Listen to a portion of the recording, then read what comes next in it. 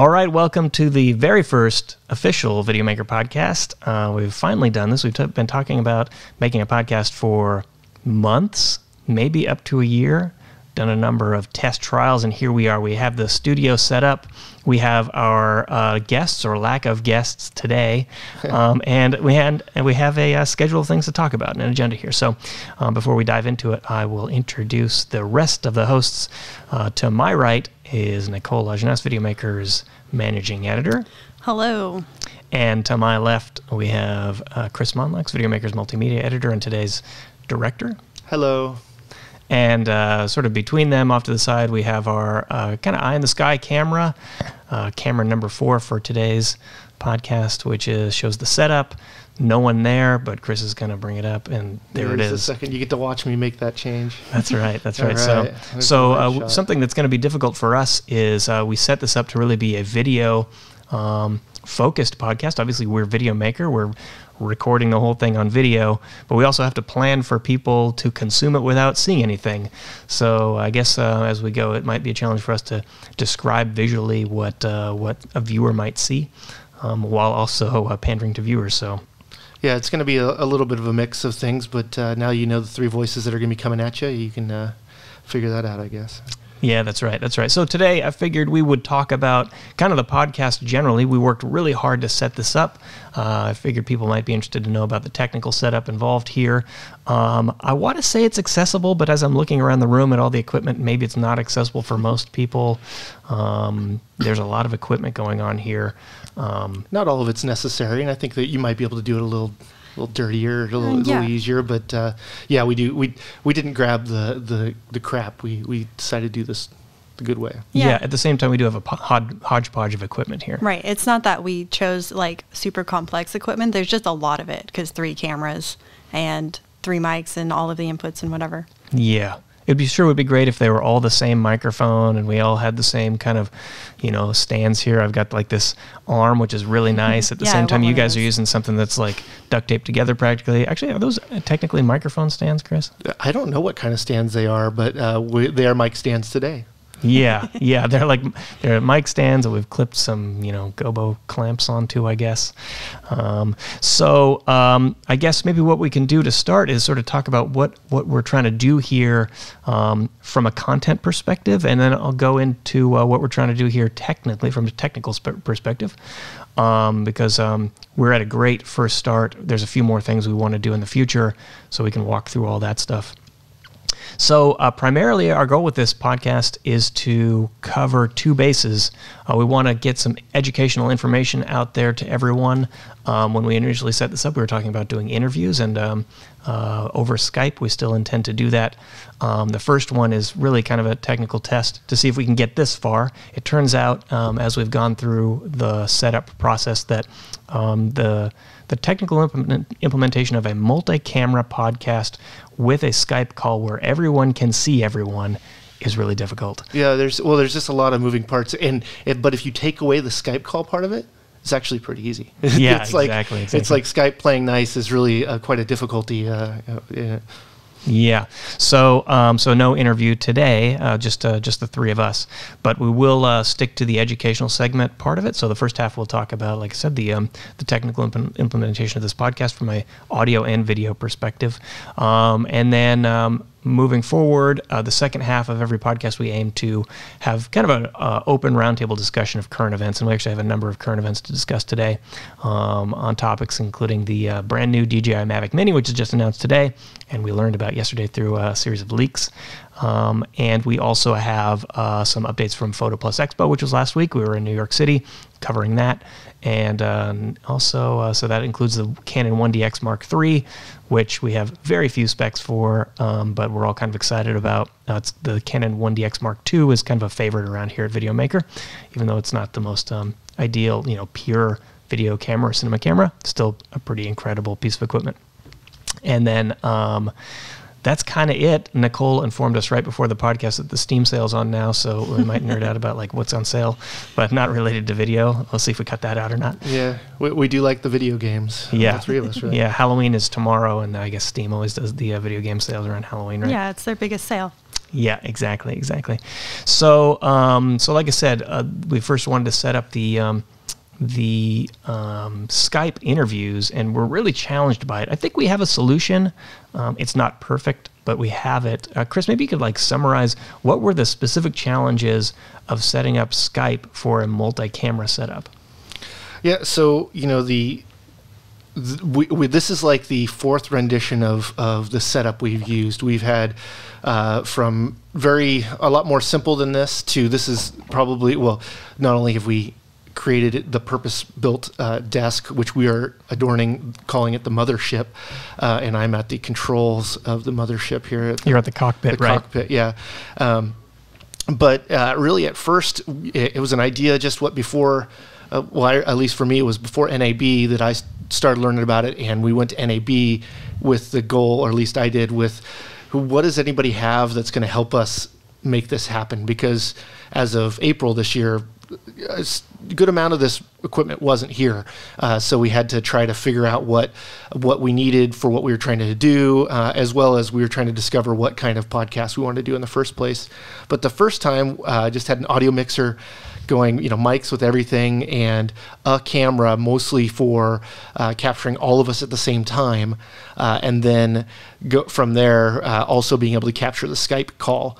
And so we tried a couple different things, from trying to capture just the screen on the computer to trying to go out into like a Tomos recorder and record the screen that way. And then what we've found now is we're actually going into a switcher, which we're using the Sling Studio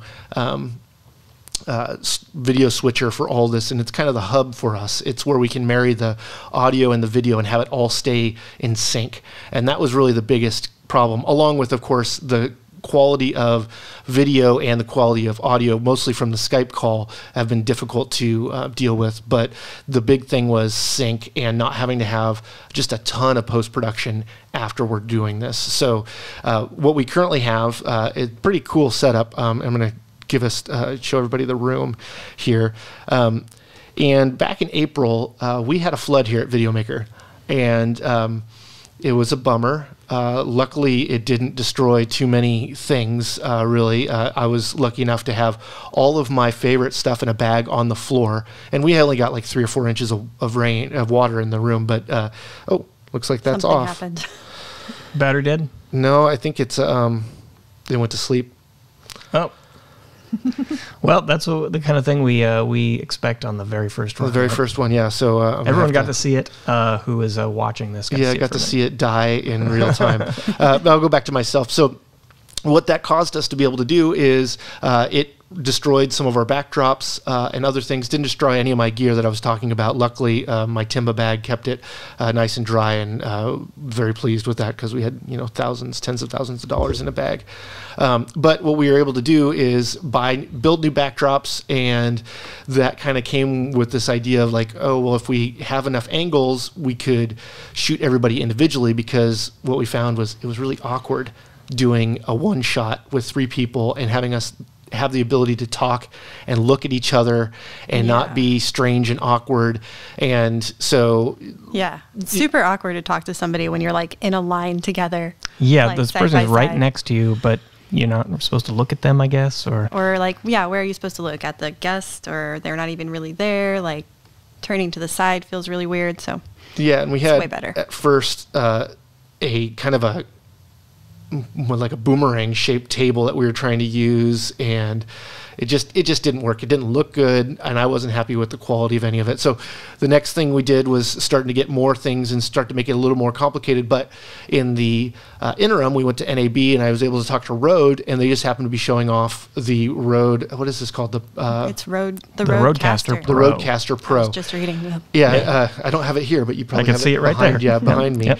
I have it in front of me. I would go to the wide shot, but that camera's off. Anyway, what it allows us to do is have a place for our all of the audio inputs to come into, which it also has compression and all sorts of other things in it, EQ, to. We can play sound effects to which I'm not sure what's mapped to those. And then it all gives us 4 different headphone outs. And so on top of having nice Class A preamps, which I really am happy with, and I think we all sound really nice for it, we had to figure that out. We had to figure out which mics would work. So at the same time, we got the mic that Mike is using, the mic. And Mike doesn't like to have things in front of him, and he's the boss, so he gets the cool stand. And then Nicole and I get the hand-me-downs, although I think they sound just great. And he's using the Podcaster Pro? I think it's the... I have no idea. I think it's it on looks the like little loop on the bottom near the... It's the Rode... Yeah, Rode Podcaster is what it says. Rode Podcaster, yeah. And then Nicole's using the Shure SM7B, which is a very typical radio mic. And then I'm using the Lewitt microphones Interviewer, which is meant for more so like a stick mic as a talk between two people. But so we have all that. That's our like podcaster setup. But we had the challenge of we want to add video as well. So like not only is the audio got to sync so we all have a conversation, we can talk to someone on Skype, but then the video that they're sending to us needs to look good and we want to sound good. So like I said, we're using the Sling Studio, which gives us 4 HDMI inputs, 3 of them wirelessly, 1 into it, which is really nice. We're using all Canon cameras other than our kind of eye in the sky camera that turned off, the EOS R, EOS RP, and the Canon C200. And those are all going into the Sling Studio hub, and then I'm able to use a iPad to switch between our inputs, and that gives us a one shot for each one of us, and then the Skype, or in this case, it's going to be the studio camera. But we were concerned, like, how are we going to light this space? Because we have 3 of us in the middle of the room when we had never done this kind of lighting. And it's also this big thing that's in the middle of our studio now. How do we work around that? So there's just all these other things that like were affected by our desires to do these things, and how do we work with them all? So the nice thing is we've now switched to being able to shoot all of our A-roll from the same setup, and we have 2 different shots if we want to do that. On top of me being able to control and technically direct the show, we're actually recording ISO recordings of all the cameras as well of all the inputs, but moreover we're actually having a program recording and a just left and right recording. So if everything works well, we should be able to marry the live switch with the audio, and we should be done. Yeah. With the ability to go and change stuff, like getting rid of that camera that turned off if that was an issue, or some other thing, or we needed a retake or something else. So there's like a few layers going on with like the basic podcast setup, which would itself be like relatively simple, and then layer on top of that the video setup, which we want everyone to have good cameras and to be able to see the guest and look at each other comfortably and stuff like that. And then on top of that, it's like we also have our normal Videomaker work that we need to do. So everything needs to be like as efficient as possible, which I think we're like getting there. Yeah, well, I mean, the first thing we were doing is we were recording just into like a Zoom H6, so just all the audio inputs going in there, and then we'd have to sync that with the video. So there's all this post-production work that we were really trying not to do. I don't think we were trying to say, hey, we want to do this podcast that's going to be 30 minutes, hour long, and then we want to have to edit after that. Like that's a lot of work if you're talking about doing a multi-camera switch and everything, as far as that goes. So, but I'm pretty pleased with how we have this all set up.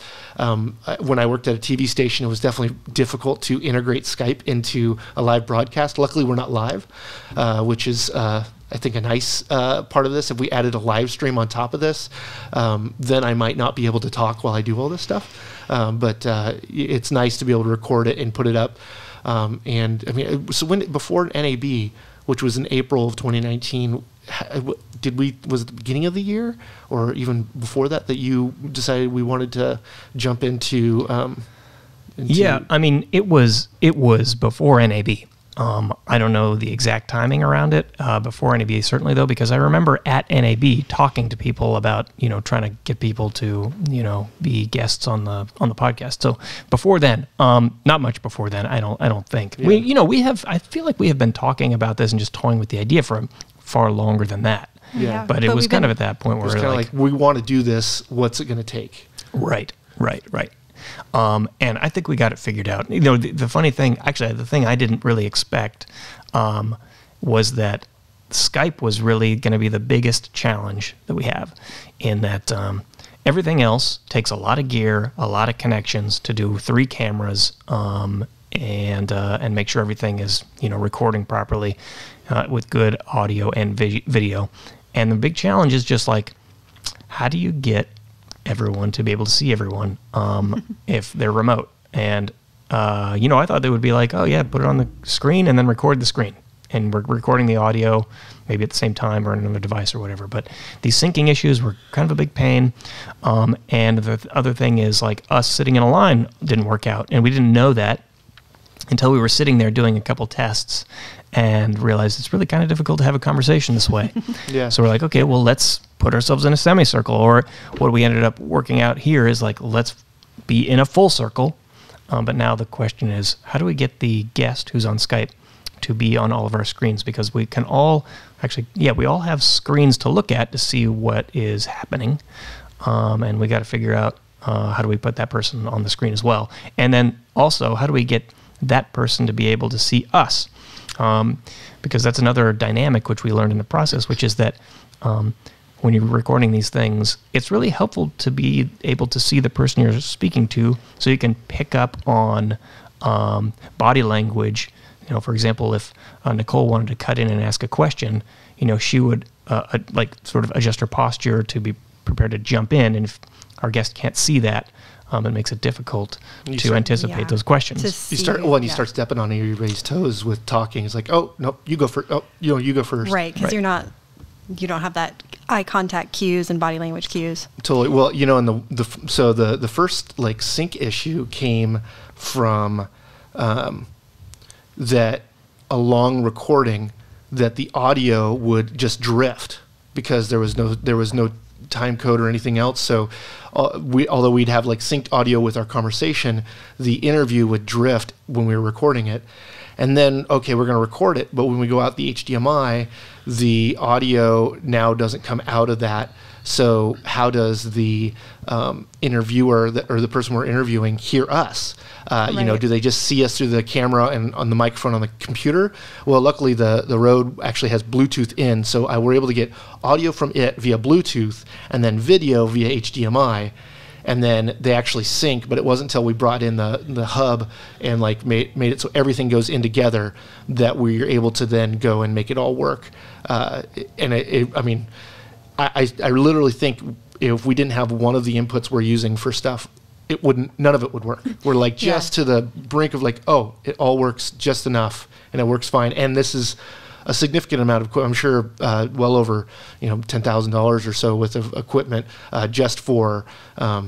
I guess we could go cheaper cameras or something, but right. But anyway, it's still not a really cheap thing. Whereas you think of a podcast, I know people that have a multi-channel interface for their phone. They use their phone as the recorder, and then you just bring some mics. Way simpler, can be done anywhere. And as soon as we throw in the video side of it, it just really compounds. But the Skype was really the integration that is really difficult. And so we actually had to record the audio using a thing called Zencaster, which records the audio on their side of the call. And so it doesn't have all the compression that Skype puts on it, doesn't get all the crystallese and all that kind of stuff to re-sync with all the rest, because when we hear it, there's dropouts and other things, just as you might have connection issues. It might be our connection, not likely here, more likely on the interviewer side, but very difficult really to make them sound good and it to sync. It really seems like the simplest thing. And really, we thought about, we just send a camera and a microphone, so we Skype call and then we have them capture and then send the stuff back to us, and then we can make the vidcast from it. Yeah, because it's a whole nother level of complexity when you are trying to direct someone remotely and you have to get them to give you good audio and video back, and if they're not wearing headphones and there's echo happening or whatever. So you have to work with them in advance. And that's something that we learned in our initial trials is you have to communicate with them exactly what you need. Yeah. Or you're probably not going to get it. Well, and if you think podcasts, like one of our first guests that we tested with, he was just going to get on a train and go get somewhere. Right, because he's just thinking like a podcast. I only have to talk. It doesn't really matter what I look like. I'm just going to have a communication, and it ended up being like, oh no, we need you to like be lit and in one place and not have a bunch of sound in the background and whatnot. So, it's just really interesting that we've learned so much that's outside of the technical. I'd have to say the technical, other than being complicated.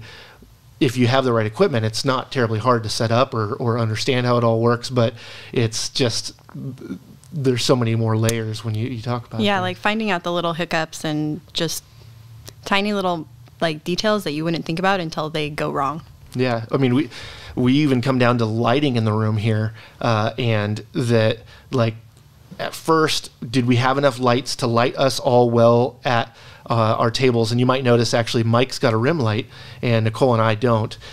Mike's got a nice little shoulder rim light, so he might look a little better than all the rest of us. And that Mike and Nicole both have backgrounds. Show Mike's shot. Let's show Mike's shot here. So Mike's got the nice little rim. So he's actually got a key, a fill, and a rim light. Look at that. Plus some, because that's our A-roll shot typically. And I really like Nicole's shot, but you can see the difference that she doesn't have as much separation from the background. But both of those shots look good and have like a set behind them. Now you can see our little seam there. We haven't quite figured that part out yet, but that's why we're using Mike as our A-roll shot at the moment.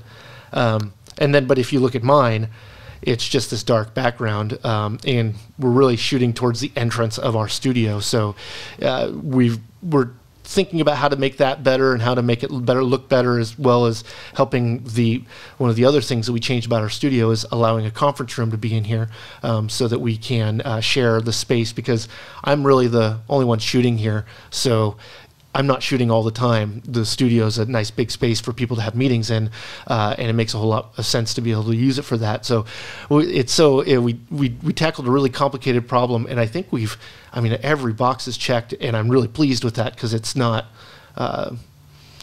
We've really bit off a lot to want to accomplish in the setup, along with just the.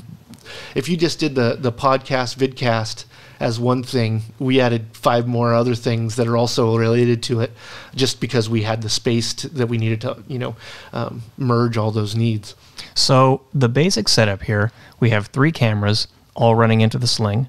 We have 2 Atomos screens, Shogun Flame and Shogun Inferno, for Nicole and I to preview ourselves on. That's the program out, so they're able. It's more like a tally light, so you know when you're on camera. Yep. We have all the audio running into the Rodecaster Pro, which then goes into the sling. Goes into the sling, just like all of the video inputs. Yep.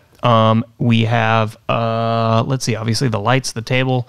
We have the microphones themselves, obviously going into the Rodecaster Pro. 3 mics going in there, 3 sets of headphones that we're all wearing. We realized that headphones are really key in all this, not only because we don't all have pop filters, but also just to hear each other talk as well as possible. I think you put on a voice when you got nice compression and everything.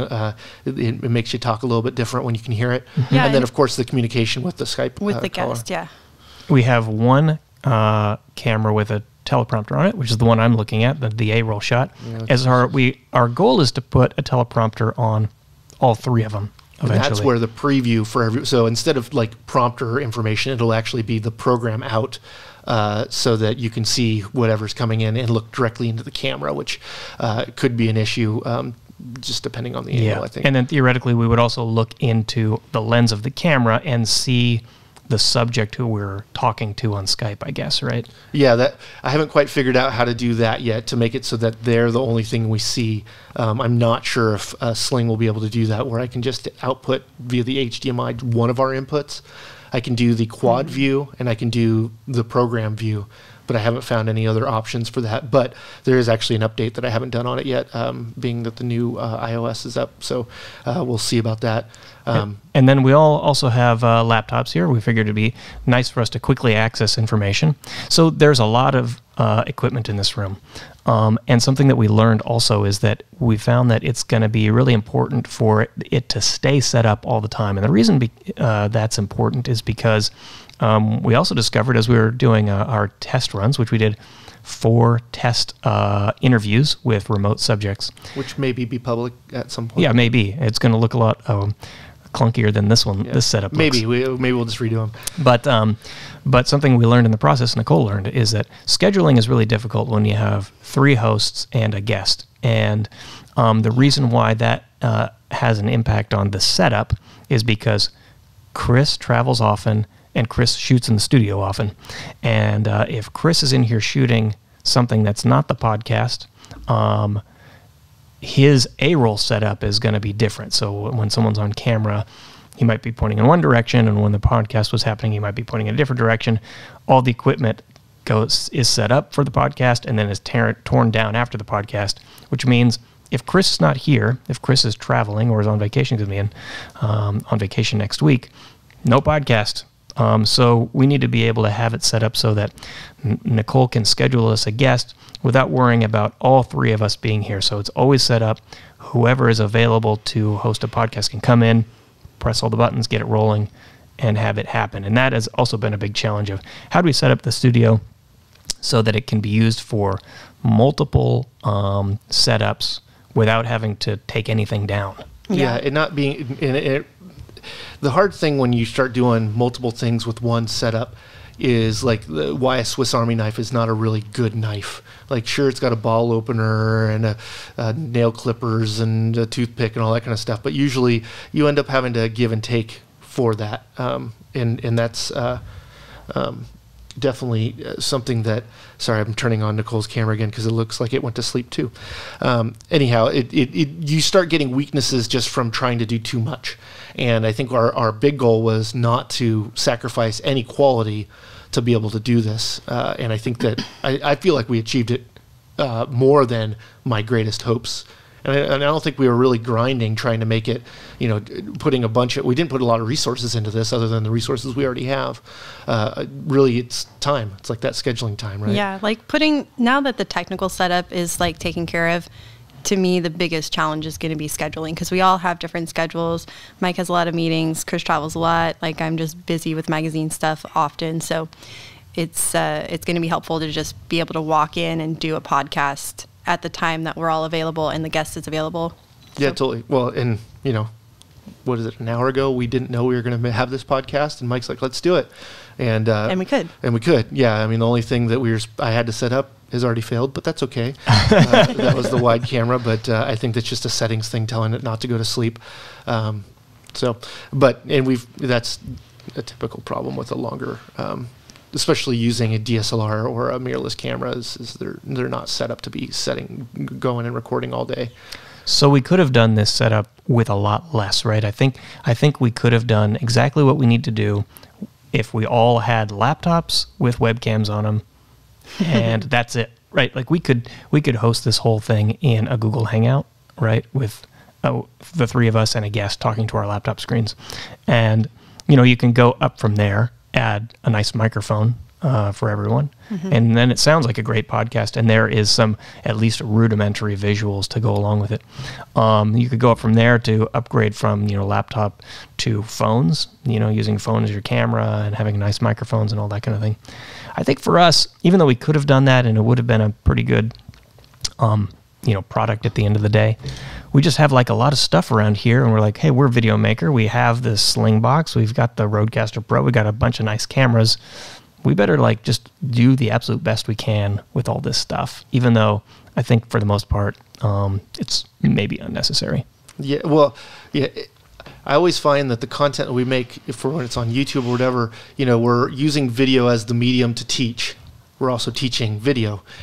So it's one of those hard things of like, even when we're instructing, we have a high standard that we keep ourselves to try to make sure that it looks, we're doing what we preach, and practicing what we preach. And I think that's an important thing for us. And we've tried to do that all along. But like, I mean, the Sling, we could have all iPhones right now and be going into it and using the audio from it, and I could be switching it just as much.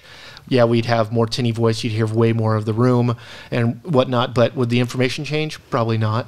I feel like there's a little bit of AMSR in listening to podcasts and being calmed by people's voices and sounding nice. So I'm glad we're doing it this way, because I think it makes a more pleasing experience to view or to listen to. I think if we go anywhere from here, it's maybe change out some of the microphones so that they're all the same mic. We have the basically the exact same quality on all of us. Like even as we're recording this, I can hear that the different mics they just sound a little different. They sound different, and I also think the placement, like we all had stands like Mike has, where it can just be a boom arm and positioned wherever. Because the problem with my mic right now is I have to have it off to the side, and it's kind of at a weird angle, and it doesn't go down any lower, so it's and it's it is a limited in that directional way. mic too, so that makes good sense. And then I guess eventually, maybe someday we'll do this live.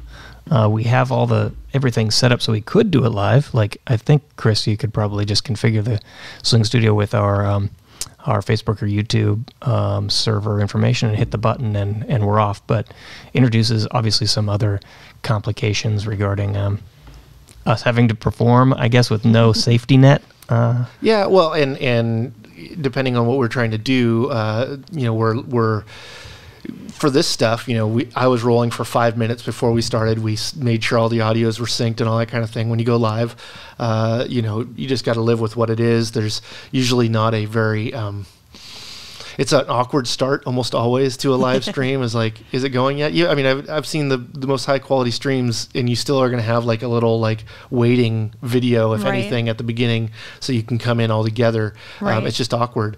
I would love to get this, get it to be able to play, clips of things we're talking about. If we're talking about a movie or some kind of technique or something like that, to be able to show it, to be able to hear it. We actually have these 8 assigned buttons that we could assign to opening music, to a laugh track. I don't know if we'd be using that. I'm super curious what's on there. Yeah, what is it? Let's cycle through it. Let's see. Don't blow our eardrums out here. Well, I don't know if I can do that. Okay, that's one. Oh, there we go. There it is. That was a good joke. I like it when people are laughing. It doesn't fade out. Oh, see, these are pretty good standards. They're just like the classics, I guess. Well, that's Jason's coming. That's good for tomorrow. Yeah. Tomorrow's Halloween, by the way. Oh, fairy godmother just came in the room. Okay. There we go. The cool thing about this is that you can just program them for whatever you want. Yeah, whatever. And birds chirping. So can you fade those out, by the way, the laugh track, if you wanted to?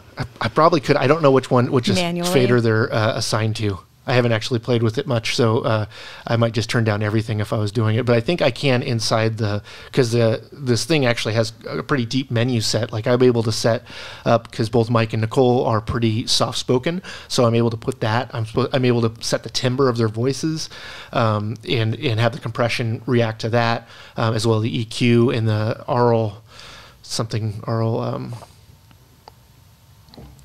I don't know. I'll figure it out at some point. But there's a lot of cool settings that make the voice really sound good, and they're really easy to set up. I mean, quite frankly, I didn't do anything as far as setting levels other than going, oh, Nicole talks a little soft. She doesn't really have a super high voice, and I have a little bit deeper voice than Mike, and just kind of doing that kind of stuff. So it's been really easy.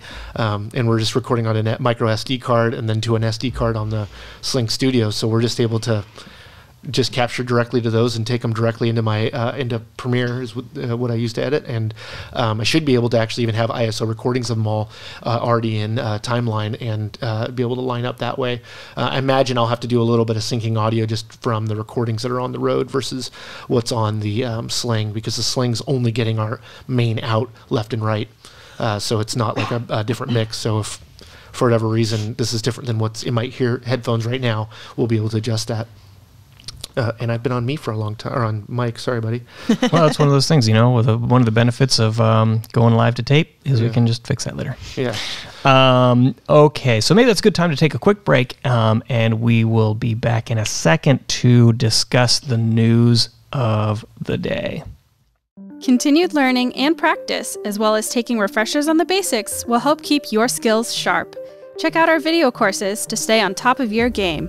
Find a course by visiting videomaker.com/courses or click the link in the description.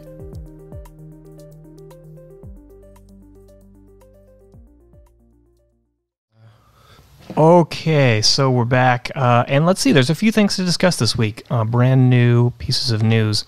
We're recording this on October 30th, and today DJI just announced the Mavic Mini, which is looks like a tiny version of the Mavic. And it's the first drone, really, the first DJI drone at least, to be announced this year, I guess, right? Yeah. The first question I got was from one of our salesmen, our sales ladies, was, how's this different than the Spark? And I think the most notable thing is what Nicole pointed out, which is its weight is the biggest thing. I think that really sets it up for pros to use, right, Nicole?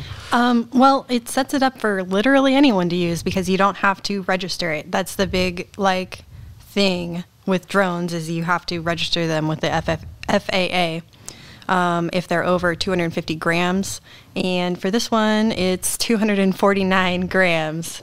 It seems very intentional that it is just under the weight that requires it to be registered. So, like with a battery, or like, don't put any rice on it because I don't know where the battery thing or whatever, but it does make it super accessible to people who just don't want to deal with that process of registering a drone that they just want to use on vacation or whatever.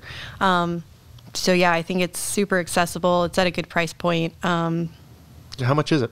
It's $400. It's $400 for the standard package, which includes the remote, which is different than the Spark. The Spark, you had to do the gestures. So yeah, that was dumb, wasn't it? So this includes a remote, but you can also upgrade to the Fly More combo, which has some extra batteries and propellers, and I think a carry bag and stuff like that. I'd always recommend saving the money for the Fly More. Everyone, it's like 3 batteries will keep you in the sky as long as you need to in most situations. Yeah, that's an hour and a half of flight time according to their 30-minute per battery estimate. So yeah, well, and then you can charge one of those batteries while the other ones. So you might be able to stay up for 2 hours or more just by charging one while you're using the others. And that's it's definitely something coming from like the RC space when I used to fly like planes and whatnot, is that it was all about flight time and having enough batteries so you could charge and kind of keep that cycle going. I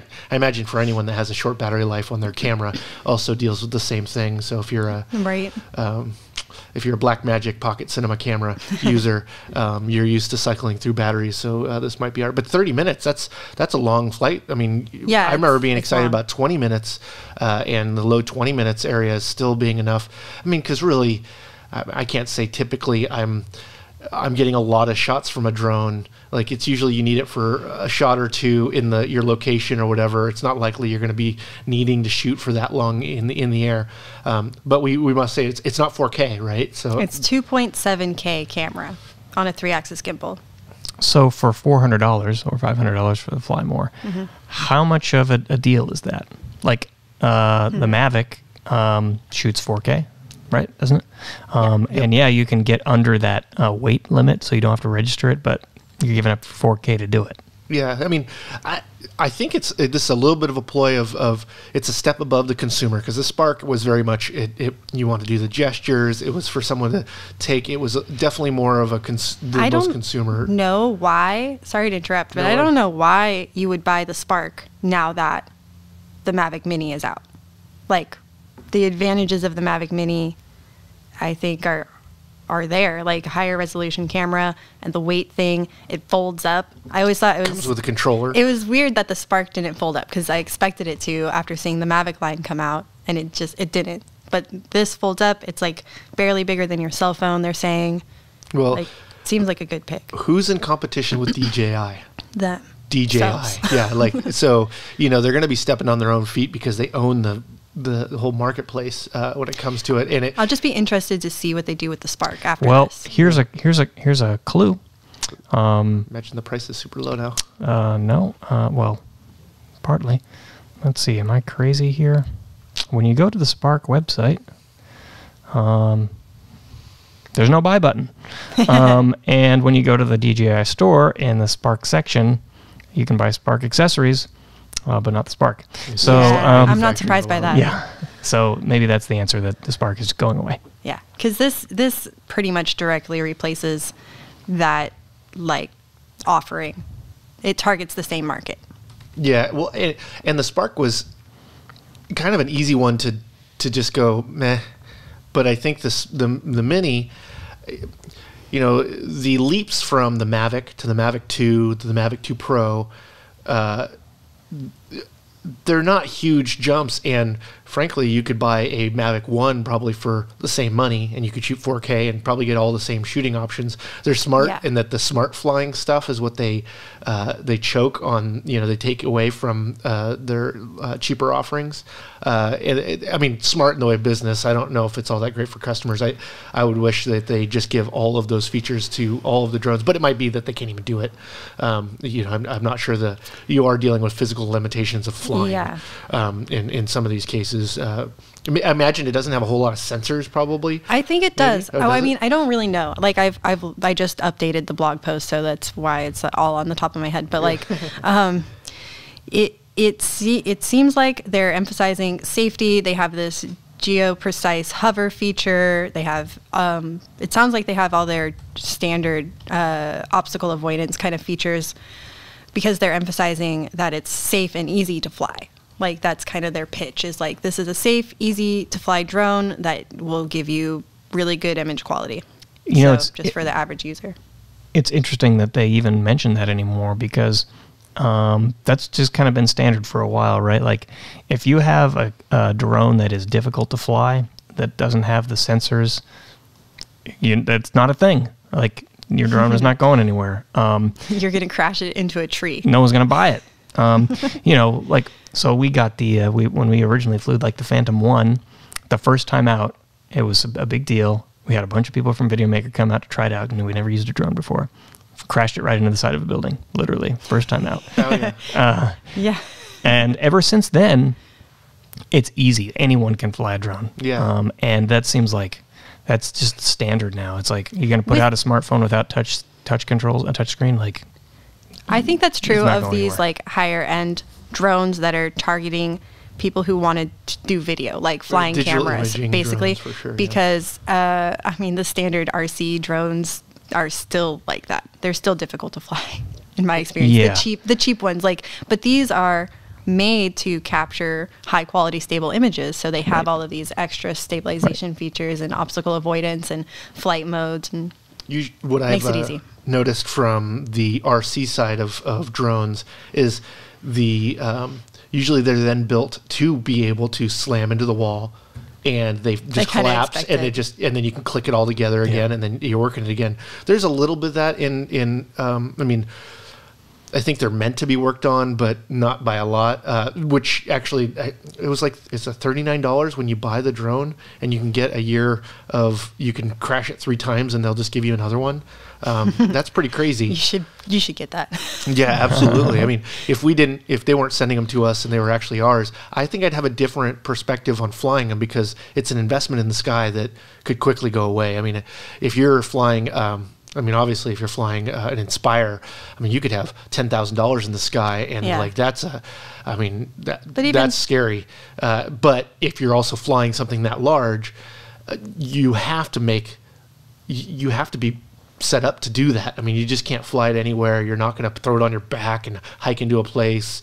It's unlikely you're going to try to do it and not be seen. Right. I mean, there's just all sorts of things that the larger drones will allow for, which I'm sure even more stability, and of course, better cameras. But I mean, that's they haven't released a new Inspire in quite a while, but it's because they made it there. I mean, I kind of felt like that with these. I'm like, what's DJI going to release next? The Mavic 2 is pretty rad. I mean, if they just gave us the Mavic 2 Zoom in the Mavic 2 Pro, that's the next step, is I can buy one drone that does two things. For the Mavic Pro line. For the Pro line, but I'm like, just as far as digital imaging drones, like, what else do you need out of a drone?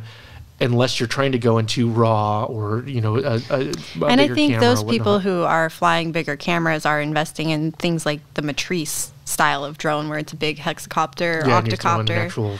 Yeah. I can tell you what would be nice with those Mavics is if you could swap out the camera system, like the entire camera, right? So like take off it's the Mavic 2 Pro and the Mavic 2 Zoom, just pull the large sensor camera on, put the zoom one on, like that'd be great. With one drone. But that's the Inspire, right? That's Inspire's platform. Well, except for the size and compact ability or whatever, foldability. Yeah, so bring that down to the enthusiast range. Yeah, well, that's how you improve on it, right? I think. I have a friend that has a what's the name of the old drone? The very first one. Phantom. The Phantom. God, I'm sorry. He's got a Phantom 4, and he got it before the Mavic 2 Pro came out.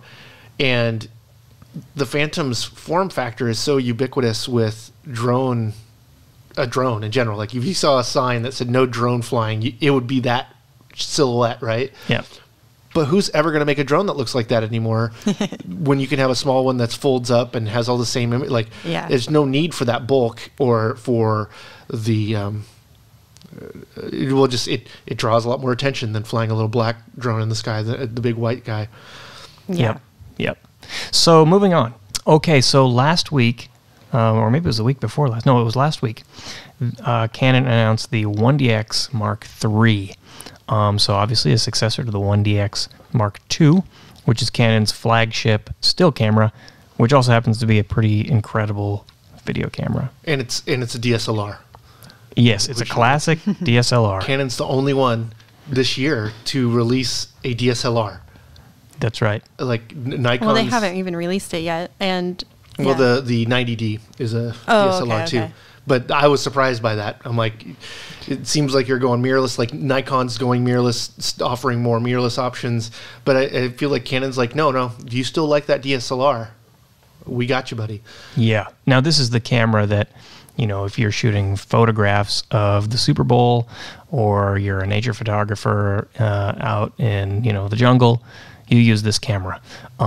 It's like the best stills camera Canon makes. And it's the camera that all of the manufacturers are trying to make something to compete with. So Sony's got the A9. I guess Nikon's the Z7. That's their mirrorless. That's their mirrorless. They have the D850, or they have D6 now. D6, yeah. You know what? That was released this year. So I might be lying now about the DSLR. Yeah. We have a special affinity for the 1DX Mark II, as it was one of the first Canon cameras that we had that shot 4K. And then the other thing is there's something special about the sensor. It really, when shooting video, it's a great photo camera. We've never used it for what it was designed for, which is really like active sports photography, like that high-end pro photographer. It's got the big battery. It's got the grip, so you can shoot it vertical, horizontal, and you got a shutter button to press at either level. But what were we reviewing? Oh, it was the Red Raven. Red Raven, yeah, at the same time, and we put up the Red Raven review, and we had people asking us, what was the B-roll shot on? Yeah. And it was the 1DX Mark II, because it's a really beautiful image. It's got this je ne sais quoi, like you can't really explain. And of course, its sensor is not in anything else, so it must be the sensor as far as that go. I really do want a mirrorless version of this, because then it and that's what you were expecting. Yeah, that's I felt like. They were sending all sorts of hints and clues that they're going to be, but I might have missed that they didn't include the word mirrorless in any of those hints. We have another sports camera coming. Oh, okay, cool. And I just assumed because everything else was mirrorless that might be. But it's supposed to do 4K 60, some kind of 10-bit or something, maybe. Yeah. So it's 4K. Let's see. I have this right in front of me here. Where was it? 4K 60, 10-bit 422. And they said it will record raw video internal, but they haven't given us any details about what that means. We're speculating that it's Canon Cinema Raw Lite. Yeah, Canon Raw Lite, and that'd be great. Although it's a gigabit a second. Yeah, this is even bigger, I guess. It looks like the bit rate is supposed to be 1,600 megabytes per second. Oh boy! So man, they're using a different media then, because that's a data rate that CFast can't keep up with. CFast 2.0. Yeah, so this will be CFast Express. I take it back. I read this wrong. CF Express is 1,600 megabytes per second. So not necessarily the camera recording at that bit rate. No. But I guess it could be up to that though. Yeah. So. And surely Canon likes to make bloated codecs. Yeah, isn't it like big files for no good reason? 800 megabits a second or something for the 5D Mark IV? I think it's on the 1DX Mark II. It was 800 megabits. I'm not really sure on the 5D. The 5D is pretty bloated too. It came out and I was like, oh, this wasn't what I was hoping for. And then they then other things came out. So it's like the really awesome camera that, because everybody else was doing something more awesome, it's like, meh. It's still a rad camera, but it gathers dust around here. Well, the crop factor was like the big disappointment with the Mark IV. Well, with all Canon cameras for that matter. Yeah, true. And that's why, like, I'm actually surprised they announced that and they said it's going to be 4K, because 6K makes far more sense on a full frame sensor, because you don't have to deal with pixel binning or anything else. You can actually have a 6K resolution sensor without having a crop more easily. So from a video perspective, there's quite a bit of competition for this camera, right? Yeah, except for, them saying they're doing video, like raw video in it, is far, I mean, the Sony A9, for example, doesn't have all the features the A7R III has as far as video goes. They're not comparable. So there's less video features on the A9. Well, I guess this is the A9 II, which I guess I don't know that much about. Maybe it's changed. But let's look it up. Yeah, you should. Because it was more of like, they're like, no, this is our pro photo camera. And I think that, I mean, if everybody's not reading the tea leaves here, but everybody's a hybrid shooter. I mean, if you have a camera that can shoot nice stills, you're going to use it to shoot nice stills. Now, are you going to use that to make money? I don't know.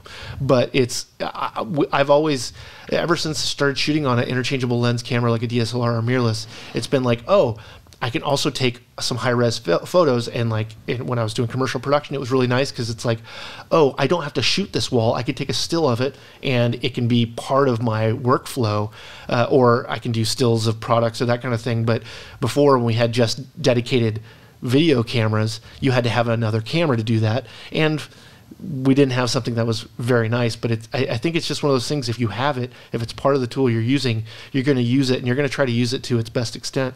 Now, are you going to pay the extra $4,000 or what? I have no idea what the camera is. I know the 1DX Mark II was like more than $6,000. So yeah, I imagine it's going to be lower than that. They have to be cheaper than that. I just don't think.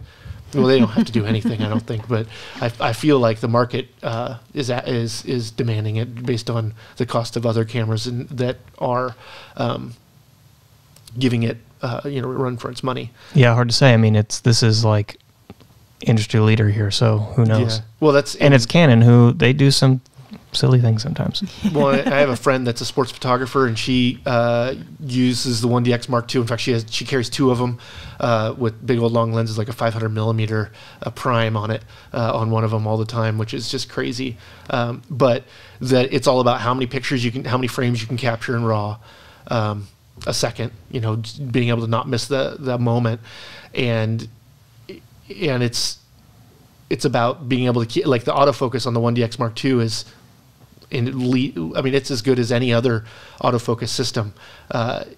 So I think that there's a lot. I'm excited about getting my hands on one. I can't imagine it's even going to be a real camera till maybe NAB. Looks like the 1DX Mark III will take 600 photos in burst mode. Or nonstop. But how many per second? 20. Wow. So that's pretty significant, because everybody's been fighting. Like the last one, I think it was 12 or 14, and 20. I think you might get when you do silent shooting mode, but then you end up getting a lot of rolling shutter in those types of shots, which isn't very good for sports photography or fast moving objects. Obviously, it looks like that 600 count is like what you could possibly get out of it, but in RAW specifically, it's 170 shots before you have to stop. Take your finger off the shutter button. So what is that? It's almost 10 seconds? If it's 20 a second? Yeah. Yep. So that's pretty significant. If you need to capture something that's moving fast, it's unlikely you're going to need to capture it for 10 seconds. Right.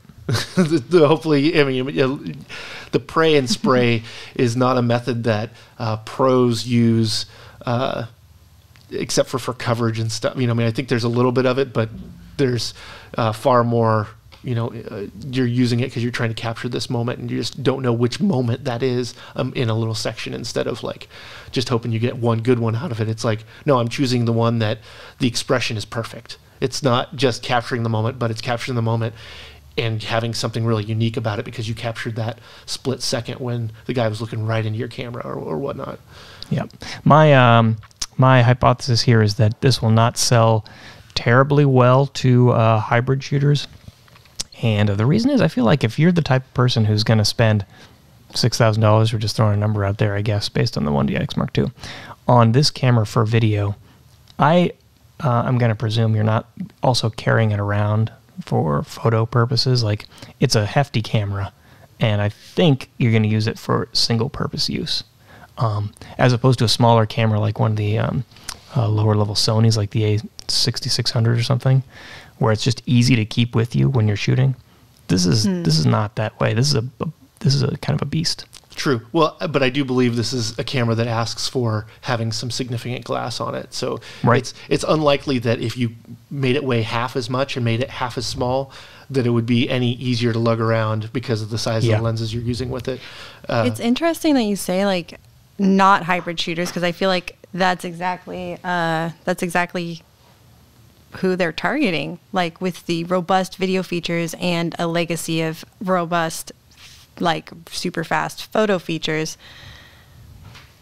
Maybe you won't be using it on the same day in both capacities, but having one camera that can give you really high quality photos and really high quality video, I think will be valuable to people. Yeah, I guess if you're talking about different shoots.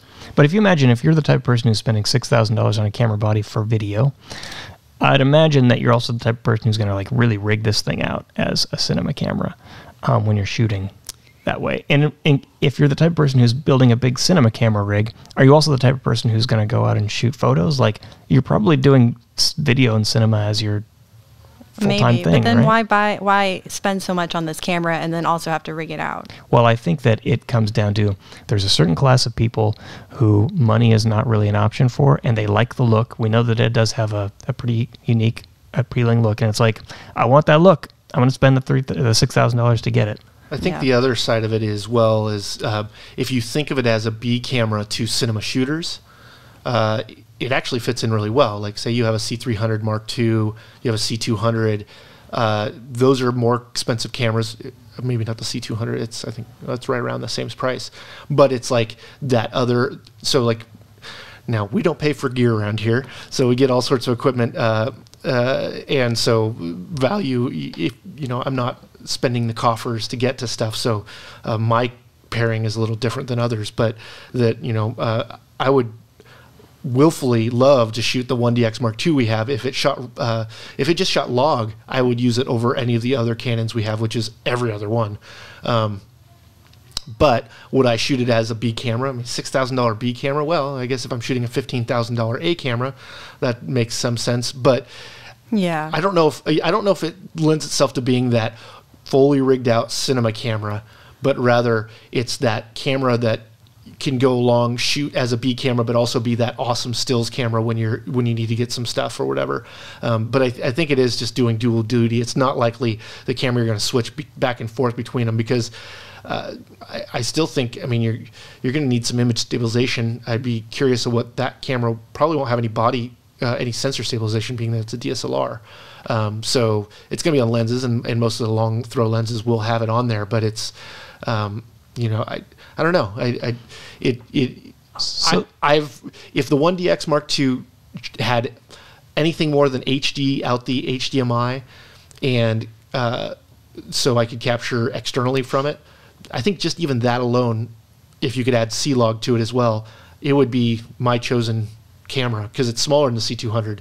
The only thing I'd have to deal with is weird audio inputs, and of course record limit time. So let's think about like maybe the best example of a hybrid shooter that might use this camera, which I'm going to say is maybe a high-end wedding videographer. Yeah. So someone who's capturing, lots of miscellaneous clips and B-roll stuff of a wedding, and they can just like aim it in a direction and fire off some stills, because they're going to want to be kind of mobile, but they're also going to want a really spectacular-looking image. I think it's someone trying to double dip into their revenue, right? So it's a wedding videographer that wants to also be the photographer. I think that's a lot to manage on your own with just one camera. I think that, I mean, you can only capture the moment with either still or a video. Which one are you going to do? Well, if you're a wedding videographer who shoots with an assistant, you might get two identical cameras. That's true. Well, and then they would always match. Yeah. Yeah, and you just have and that's, I mean, a lot of photographers shoot that way just by having two lenses on like you just different referenced. cameras. Yeah, exactly. It's just so I don't have time to change the. I have my close up. I have my wide. You have probably a long zoom, and you have a long prime or something like that. I guess to shoot those, and for portraits, it makes good sense to do that kind of thing too. But I think it's not necessarily someone wanting to do the same thing at once, but rather have the options of like, I can take a photo gig. I can also shoot the wedding with the same camera. And I don't need lots of different gear. With so I can be a videographer for this one. I don't know how many people are doing that, because I think it goes one direction and not the other. I'm not sure a whole lot of videographers are getting into trying to make money doing photos as much as the other way around was photographers trying to get into video to add to their revenue. It seems that direction is more popular, mostly I think because of the exposure triangle being the same on photos as it is for video then, versus if you're shooting with a dedicated camera and you're used to your gain and that kind of stuff, it doesn't equivocate quite the same. I think that kind of is like, it makes sense too with who might buy this camera, is like a photographer who wants to get really good video. This camera might be more appealing to than a videographer primarily. Like a videographer might look to something like the C200, which I don't know prices, but you just said it was similar price point. Yeah, because we're speculating. Because you don't care about the photo quality. But if you care about the photo quality primarily, then you might choose this photo first camera that also has super robust video features, so you can expand your market. Totally. I think the 1DX users have wanted a new one, and they'll sell a Mark III to every single one of them. I feel like if you like that body size and you're used to the features at Canon, and you like the colors and all the Canon things, you have likely a very extensive investment in lenses. If you're buying a camera of that level, I think there's less jumping ship at that level, because it's if you have a 500 millimeter prime, that's a Canon. It's pretty hard to sell that. I don't know. I mean, it's a $10,000 lens. It's pretty significant that enough that you go, oh, I'm not going to throw an adapter on this thing or whatever. But the same thing. I remember when Sony presented the A9 for the first time. They showed the White House, and this was when Obama was in office, and in the Oval Office, and him making a statement, and all you could hear is just shutters. And they're like, okay, now imagine if everybody had an A9 and it was just Obama talking clearly without any other noises in the room, and there was, you'd have 15 people trying to take a picture. That's interesting, but I feel like if you're a photographer, you don't really care about those sounds. Yeah, I think there's certain times where it matters, and most times it doesn't. Right. In that situation, you might want to be quiet out of just respect. Well, and if for you look, the situation that you're in. And if you look at like the A7R Mark IV has a silent shooting mode, it's got such bad rolling shutter when it's in that mode that it's unlikely you're going to be shooting anything active with that camera, because it's, I mean, like it would just you wouldn't be able to shoot, and you get more frames even through that. But I think that what they should have done instead of the Obama example is they should have done something like a private investigator in the bushes. They're like, hit the button and it clicks, and then the person like snaps over and like, there's the photographer.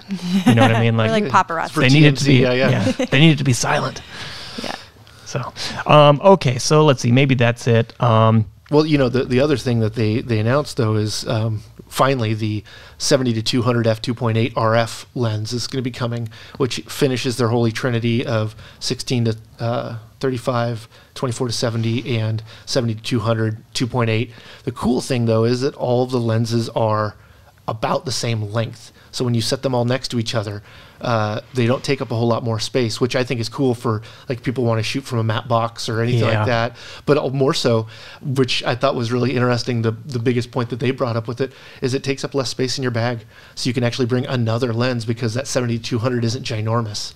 And that's, I mean, there's not been a 70-200 that's a manageable size. I mean, they're all bigger lenses. So it's pretty neat to be able to do that. Now, I imagine it's just as good as any of the other Canon lenses, because Canon doesn't seem to put out crap, especially at that level.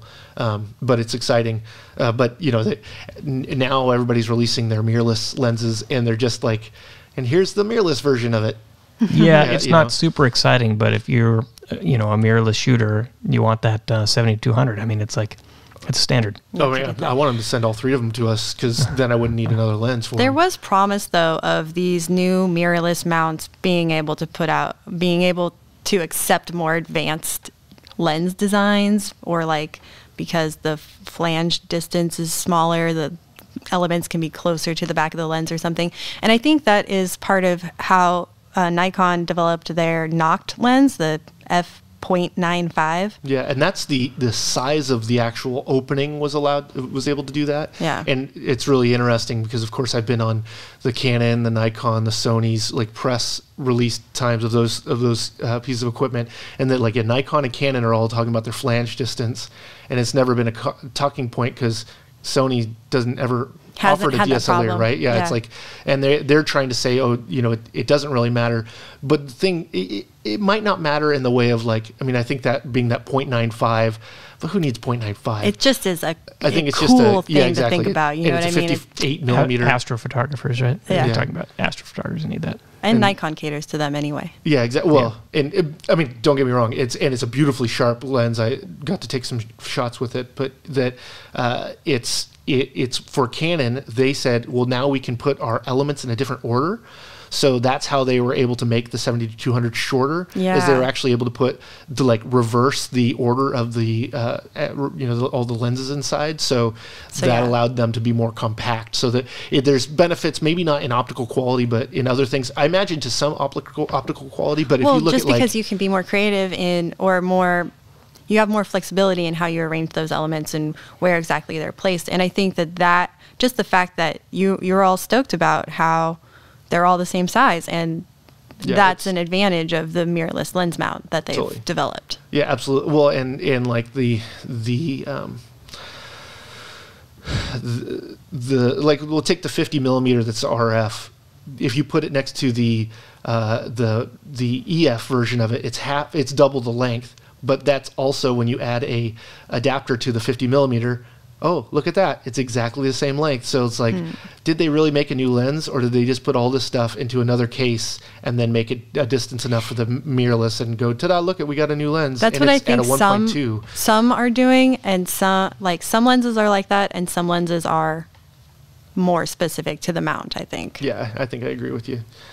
Well, I think we can expect a lot more lenses to hit the market soon, obviously, right? Since we have these new systems out. Yeah, they got to grow that line. Well, and they're all doing it different. Nikon's deciding that they want to make affordable lenses first with their mirrorless, and Canon's going with the high end first. And I think it's a really interesting kind of change, like why we would choose one camera or the other. And it's like maybe a cheaper end or a higher end, and it just depends on who they're trying to attract, I guess. Seems to me that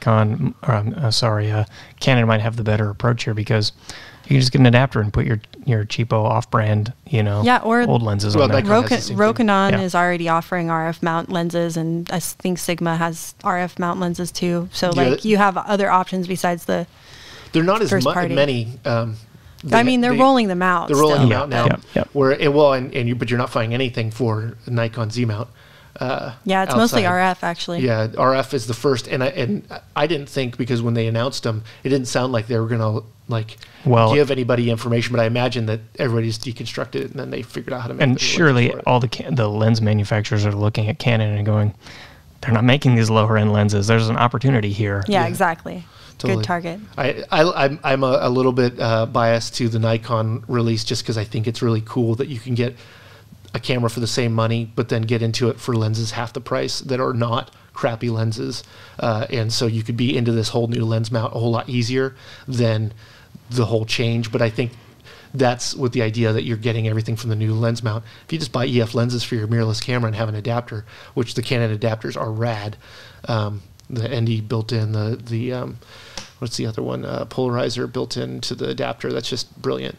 I'm really surprised that other adapter companies haven't added that, filters into their adapters anyway. But anyway.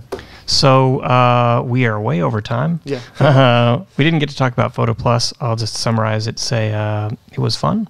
It was we had the Video Plus. Yeah, Videomaker. Section. Yep, Videomaker sponsored the Video Plus section, which was cool. Which mainly meant that our logo was everywhere. Yeah. And there was a stage where, filmmakers talked about their process. And it said Videomaker in the background, so we were proud to be involved with that.